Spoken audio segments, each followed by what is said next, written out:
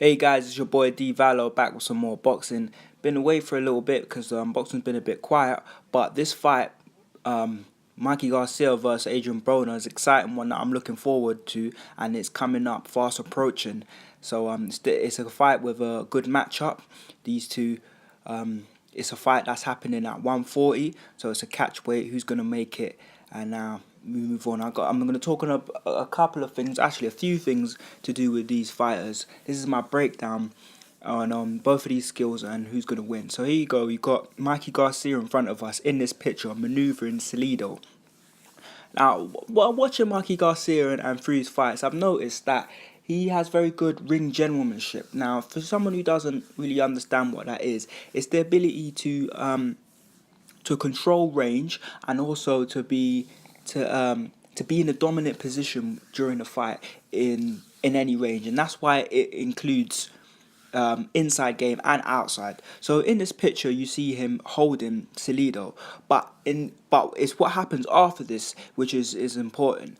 After he holds him, he maneuvers him and he moves off to the right, and then he also baits Salido to come in, lunging in, and he lands the jab. He also holds his hand out there, the left hand sort of like a pouring jab, which he uses as a bait for opponents to come in.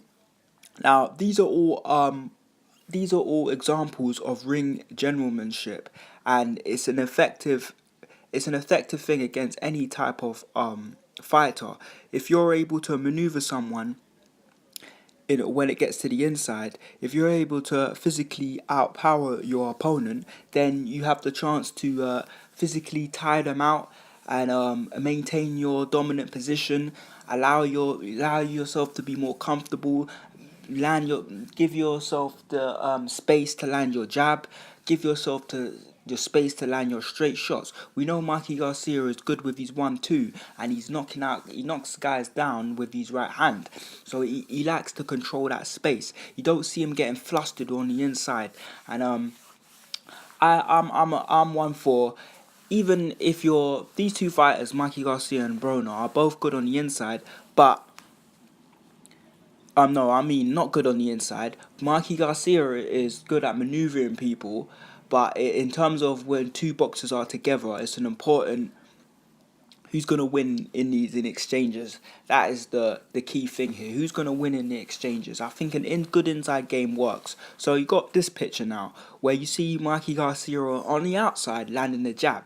So as I was saying about ring generalmanship, it's good when you're able to control a certain range. If you got an opponent who's aggressive lunging in, it's important that you have a good jab to hold them back. Now you could say Salido's not really a good example of a quality fighter, and you can't really compare him to Broner because of the way Broner's is far superior in terms of boxing, and you're not going to see him lunging forward.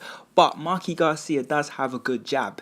Now an effective jab is a powerful weapon against any type of opponent, and whoever can land their jab can also land the rest of their shots. Mikey Garcia, uses his footwork and his jab to control his opponent, so therefore he uses to move and maneuver them. Sometimes you see him going around his opponent, sometimes you see him standing. But when you do see him standing in front of his opponent, he's always moving from left to right and landing a jab. Now, being able to control range and having a physical presence in the ring is a good thing. Look at that fight against Kell Brook Errol Spence. Even though Errol Spence won that fight, Kell Brook you definitely could say Kell Brook in the first half of the fight was leaning and physically pushing Errol Spence. But the one thing he didn't do is unload on Errol Spence in the corner, and Errol Spence wasn't able to. He was making things difficult for Errol Spence, but he didn't tire Errol Spence out with shots. It wasn't enough. And Errol Spence, as an athlete, we didn't see him get too tired. And when Kell Brook got tired, Errol Spence was able to control and do what he likes to do and unload on you in the corner. Now, so this is an important thing. If you practice ring generalmanship, you won't be in a situation where you won't be in a situation where you're gonna gas out, and when people gas out and they get tired, they fight differently.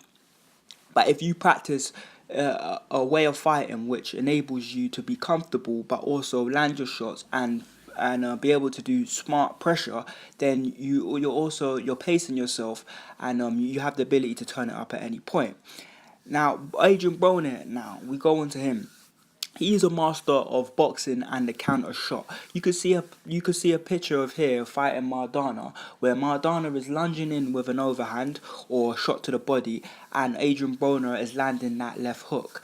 Now, all throughout this fight, even though he was getting pressured and landed, and we could see him getting hit with overhands, he was landing that left hook. He's a good counter puncher, and I think when this guy is on the outside, the best Broner is the Broner that boxes, the Broner that maneuvers you, lands his shots, frustrates you. You lunge forward, and he capitalizes it with a straight right hand, whether it's the straight right hand, whether it's the backhand uppercut followed by the lead hook, or the lead hook where he spins off. He has very good boxing skills, but the problem about Adrien Broner is, it's actually quite ironic. He's called the problem, but the problem with Broner is when he gets tired. As someone who's putting consistent pressure on you, that is part of their game plan to get you tired with their pressure. Whether you're landing or not, they're trying to get you into a mode where you're gonna start panicking. And let's face it, there's a blueprint out there to beat Broner. You put pressure on this guy and he will melt. That's why I'm saying, like, Broner better be on his A game or get dropped. Now, Maradona, the similarities between Maradona and Mikey Garcia as well. They're both Mexican, and Mexican fighters tend to be aggressive. Mikey Garcia is a little bit different though, because he boxes, but he does possess an ability to be more aggressive and put the pressure on you. One thing though about Mexican fighters though is that they do tend to attack in straight lines, and to beat someone like Broner, who is a good boxer, you need to have angles. You have to fight fire with fire, but not necessarily straight down the line, because as a boxer you're gonna fall into the other guy's trap, and Broner's good at baiting you to come forward too, and landing his shots. But he does come forward, and he's quite quick in it. So the best Broner is the Broner when he's landing these shots and hitting and not getting hit. But as we know about Broner, you put that pressure on him and he melts. You fight Broner at a pace which he's not used to or can't control. Or when you get Broner in a situation when he's on the ropes, he gets undone. And you can see from these last two couple pictures that have gone by, Broner getting hit with overhands. An aggressive fighter wants to fight. It's perfect for an aggressive fighter to come against someone who likes to fight in the pocket. And Broner has this habit of fighting in the pocket. When he's against an opponent that's not that aggressive and not that good of a boxer, he's able to fight in the pocket and look very good. This is the sport of boxing, and it's an entertainment sport too. He looks very good when he does that. But against an aggressive fighter who actually practices unloading on people and throwing combinations, that's the blueprint to beat Broner. Just smack him, just keep smacking him, just keep throwing shots, and eventually you're gonna land something that's gonna shake him. It's not the ones you see that put you down, it's the ones you don't see. And if you throw a barrage of shots at this guy, he becomes undone.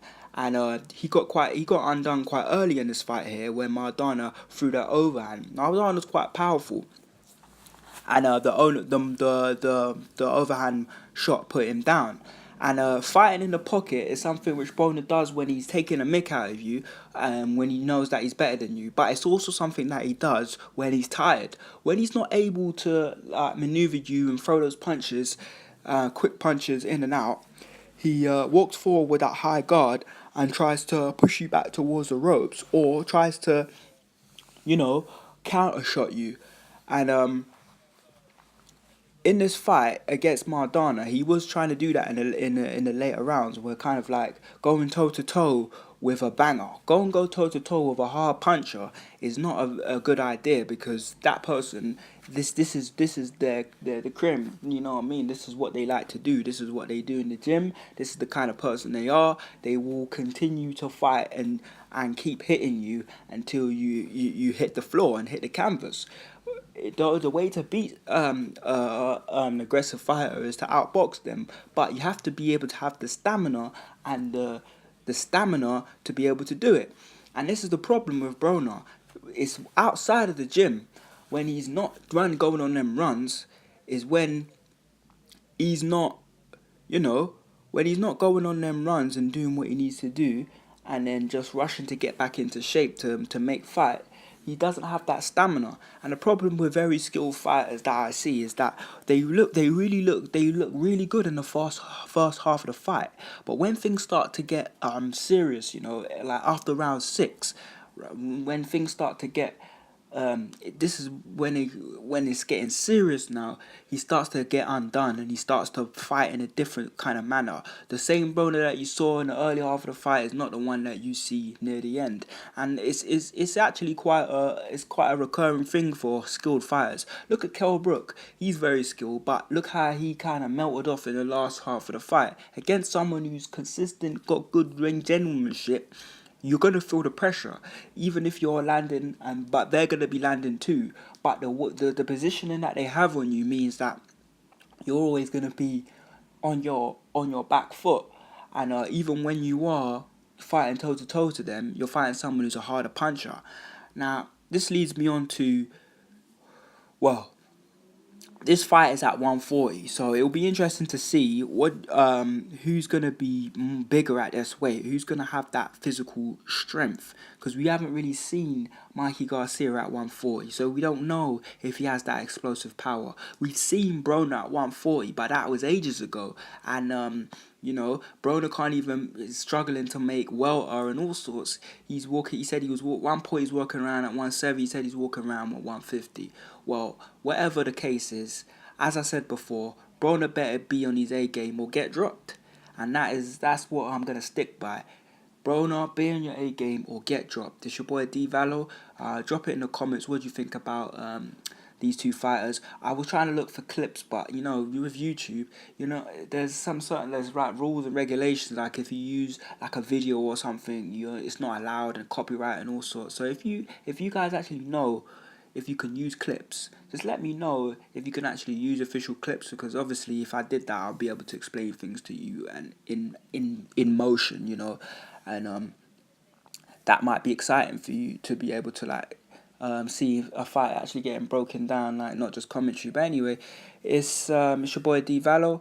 Thank you for watching, and don't forget to subscribe. I'm out.